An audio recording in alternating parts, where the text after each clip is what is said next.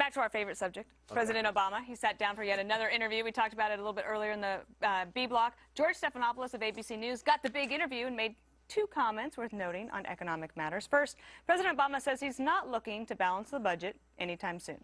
Listen.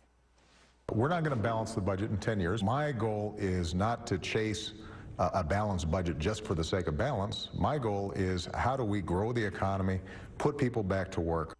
And second, on our debt, he says, quote, we don't have an immediate crisis. In fact, for the next 10 years, it's going to be in a sustainable place.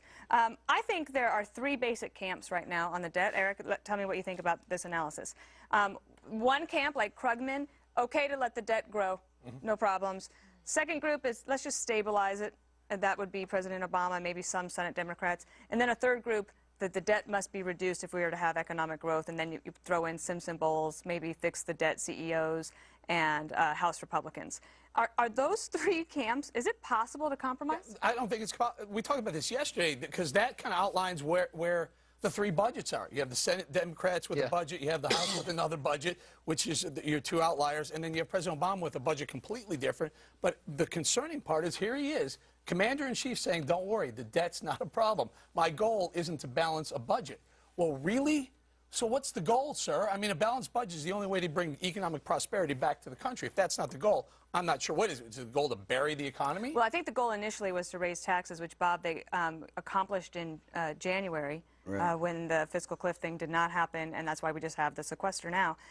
Do you think he's trying to pivot now to say, okay, look, we shouldn't worry about the debt that much in the immediate term, but as a second-term president, aren't you supposed to govern for the longer term and set us on a better course? Yeah, except that now that everybody has freaked out the American people about a deficit that does not matter. How irrational. I asked this question over and over, and I'll ask it again. What was it today when you woke up in the morning about the debt that affected your life? And the answer is absolutely nothing. The idea of trying to balance the budget... If you're unemployed, it might. No, it has nothing to do with being unemployed. That's not what the fix the debt CEO said. No, but you can't throw that premise out there on the table that we're going to be unaffected by the debt. If China decides to say, you know what, we're not going to take 3% for our money anymore, we want 6% or 9% or 10%, we're done. They'll destroy themselves. Game over. They win. They'll destroy themselves in the process. But, but Bob has a very popular opinion, which is the opinion of the liberal Democrats. Deficits don't matter. The way that you get a deficit and the budget under control is to get people back to work, and the question about that is the issue here. How do you do it? One thing you don't do is what Paul Ryan wants to do, which is to do away with Obamacare, to do away with all kinds of other things, and turn Medicare into vouchers.